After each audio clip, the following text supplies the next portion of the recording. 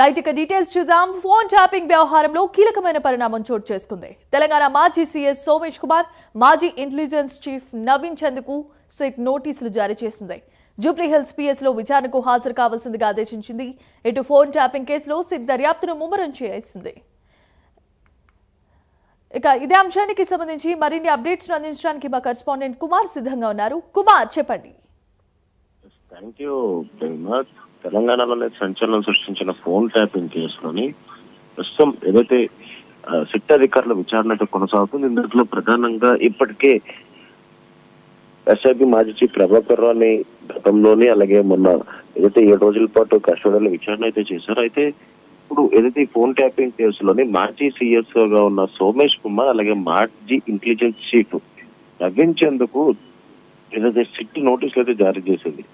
ముఖ్యంగా ఏదైతే గతంలో అంటే బీఆర్ఎస్ సమయంలోని గత 10 ఏళ్ల సమయంలోని బిఎస్ ఏదైతే ఈ ఫోన్ ట్యాపింగ్ సంబంధించి అప్పట్లో అంటే ప్రతిపక్ష నేతగా ఉన్న రేవంత్ రెడ్డితో పాటు ఇటు పలువురు ఫోన్లు అయితే ట్యాప్ అయితే జరిగాయి. అయితే ఎస్ఐబి మాజీ చీఫ్ గా ఉన్న ప్రభాకర్ విచారించిన సమయంలోని వీళ్ళందరి ఫోన్ నెంబర్లు కూడా అంటే ఏవైతే ఫోన్ నెంబర్లు ట్యాప్ చేశారో ఆ ఫోన్ నెంబర్లు అన్ని కూడా ఏదైతే మావోయిస్ట్ జాబితాలో పేర్లోని ఆ ఫోన్ నెంబర్ రాసి అంటే వాళ్ళు కదలికల్ని వీళ్ళు అబ్జర్వ్ చేస్తున్నట్టు ఫోన్ ట్యాప్ చేస్తున్నట్టు ఈ ఫోన్ నెంబర్ అంటే వీళ్ళందరూ ఫోన్ నెంబర్లు అయితే ట్యాప్ చేయడం జరిగింది. అయితే గతంలో ఎస్ఐబి మాజీ చీఫ్ ప్రభాకర్ రావు విచారించిన సమయంలో కూడా ఈ కీలక విషయాలన్నీ కూడా బయటగా వచ్చినాయి. అయితే ఇప్పుడు ఏదైతే అప్పట్లో ఈ మాజీ సీఎస్ గా ఉన్న సోమేష్ కుమార్ అలాగే మాజీ ఇంటెలిజెన్స్ చీఫ్ నవీన్ చంద్కు నోటీసులు అయితే జారీ చేశారు. అయితే ఫోన్ ట్యాపింగ్ సంబంధించి అంటే ఇంటెలిజెన్స్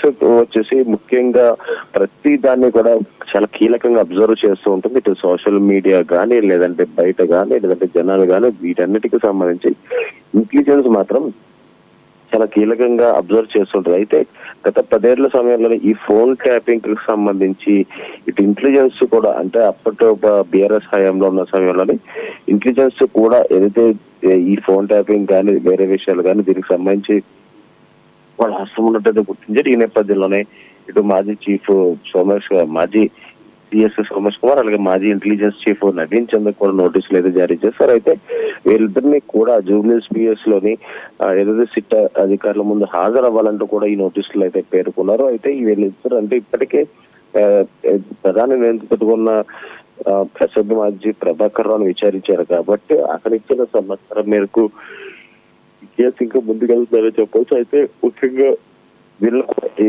సిట్ ఎదుట హాజరవ్వాలని నోటీసులు ఇచ్చారు కాబట్టి వీళ్ళని కూడా విచారిస్తే ఖచ్చితంగా ఈ కేసులో ఒక కీలక మలుపు తిరిగే అవకాశం ఉందనే చెప్పొచ్చు. Right, thanks for the updates Kumar.